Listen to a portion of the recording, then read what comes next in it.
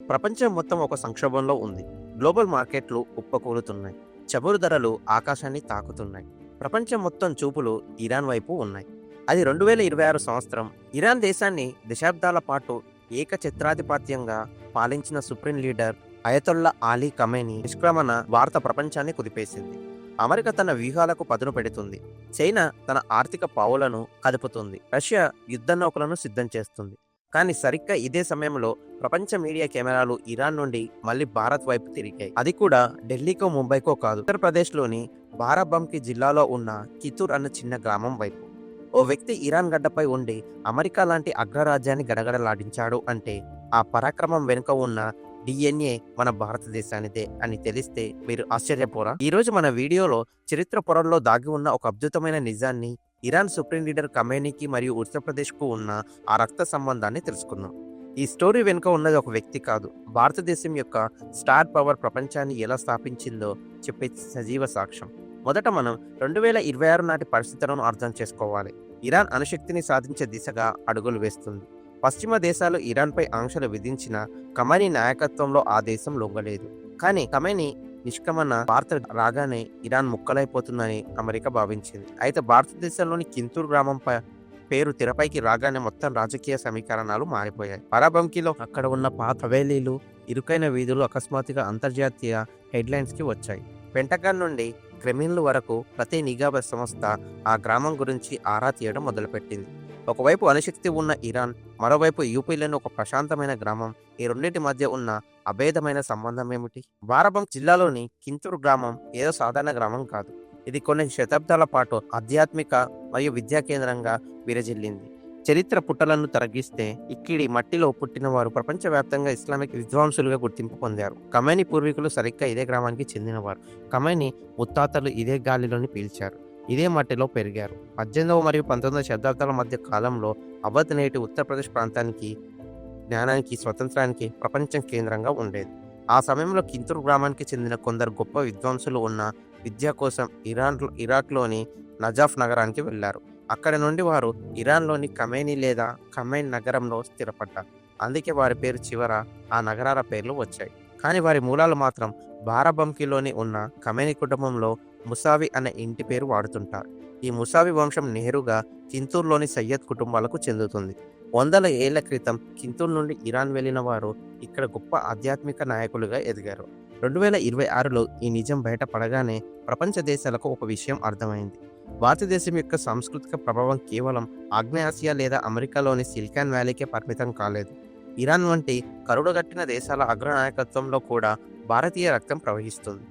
దీనిని మోడీ ప్రభుత్వం తన విదేశీ విధానంలో ఒక గొప్ప సాఫ్ట్ పవర్గా వాడుకుంది.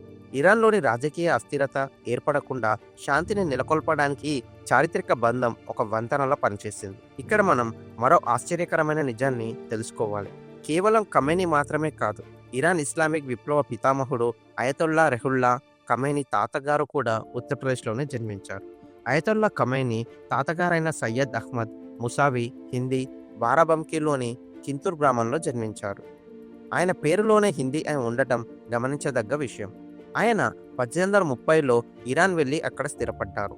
అంటే ఇరాన్ దేశాన్ని ఆధునిక కాలంలో నిర్మించిన ఇద్దరు అతిపెద్ద నాయకుల మూలాలు మన ఉత్తరప్రదేశ్లోనే ఉన్నాయి. ఇది భారత్ ఇరాన్ సంబంధాలను కేవలం వ్యాపార సంబంధాలుగా కాకుండా కుటుంబ సంబంధాలుగా మారుస్తుంది. 2026 నాటి పరిస్థితుల్లో భారత్ ఈ కనెక్షన్ను ఎలా వాడుకుంది?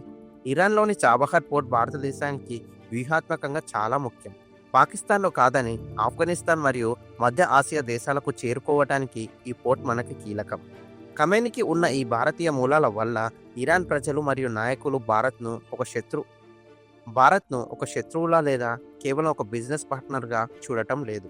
వారు భారత్ను తమ పాత ఇంటిలా భావిస్తున్నారు.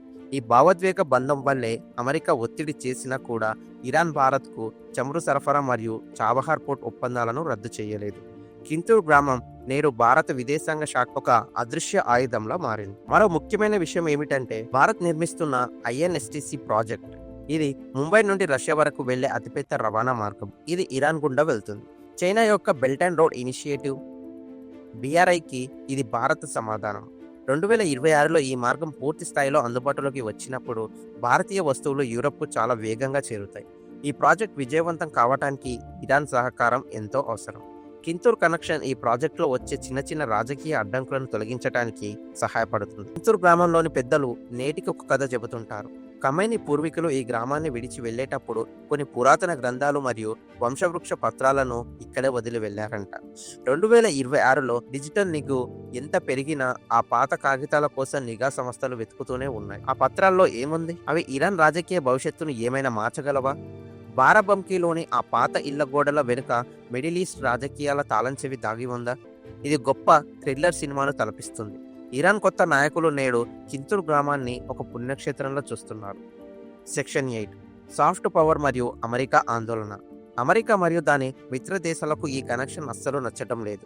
భారత్ యొక్క ఒక చిన్న గ్రామం ఇరాన్ వంటి శక్తివంతమైన దేశంపై ఇంత మానసిక ప్రభావాన్ని చూపిస్తుందని వారు ఊహించలేదు. భారత్ ఏ యుద్ధం చేయకుండానే, ఏ అణ్వాయుధాన్ని ఉపయోగించకుండానే కేవలం తన సంస్కృతి మరియు చరిత్ర ద్వారా ఇరాన్ గడ్డపై తన ముద్రను వేసింది. ఇవి నవభారత శక్తి. మనం ఎవరిని లొంగదీసుకోము, కానీ మన ప్రేమతో మరియు వారసత్వంతో ప్రపంచాన్ని మన దారిలో తెచ్చుకుంటాం. భారతదేశం కేవలం పశ్చిమ దేశాల వైపే కాకుండా ఇరాన్ వంటి పశ్చిమాసియా దేశాలతో లింక్ వెస్ట్ పాలసీని కూడా బలంగా అమలు చేస్తుంది. 2026 నాటికి భారత్ ప్రపంచంలో 3వ అతిపెద్ద ఆర్థిక వ్యవస్థగా ఎదిగింది.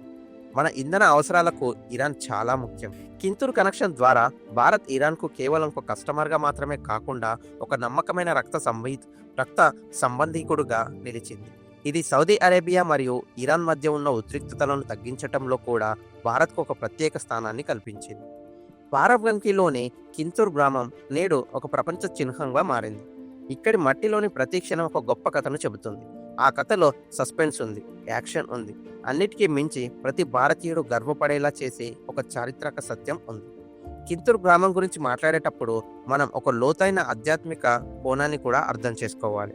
కింతూర్ కేవలం ఒక నివాస ప్రాంతం కాదు, అది ఒక ఆధ్యాత్మిక రిజర్వాయర్. ఇక్కడ నుండి వెళ్ళిన విద్వాంసులు కేవలం పుస్తకాలను మాత్రమే తీసుకెళ్లలేదు, కోట్లాది మంది ఇరానీయుల జీవితాలను శాసించే ఒక గొప్ప తత్వాన్ని కూడా తీసుకెళ్లారు. ఖమైనీ కుటుంబం వాడుతున్న ముసావి అనే బిరుదు 7వ ఇమాం అయిన ముసా అల్ ఖజీం వారసులకు ఇచ్చే గౌరవం. కింతూర్ గ్రామం భారతదేశంలోని ఈ వంశానికి ఒక ప్రధాన కేంద్రంగా మారింది.